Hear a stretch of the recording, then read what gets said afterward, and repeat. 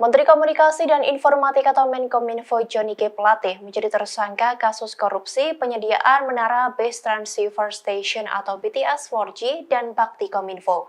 Dalam hal ini, ia dijerat 2 pasal sekaligus dalam Undang-Undang Tindak Pidana Korupsi. Plate pun terancam hukuman penjara seumur hidup. Setelah menjadi tersangka, Johnny G. Plate langsung ditahan oleh Kejaksaan Agung RI. Meski begitu, Kejagung belum merinci peran dari Plate dalam perkara korupsi dengan dugaan kerugian negara mencapai 8 triliun rupiah ini. Kejagung hanya mengatakan Plate ditetapkan sebagai tersangka karena sebagai kuasa pengguna anggaran. Namun peran Plate bisa dilihat dari pasal yang menjeratnya. Mantan Sekjen Partai Nasdem itu pun disangkakan pasal 2 dan pasal 3 Undang-Undang Tindak Pidana Korupsi Junto pasal 55 ayat 1 ke 1 KUHP. Di mana pasal 22 Undang-Undang Tipikor mengatur terkait orang yang melawan hukum melakukan perbuatan memperkaya diri sendiri atau orang lain. Tindakan itu pun mampu merugikan keuangan negara maupun perekonomian negara.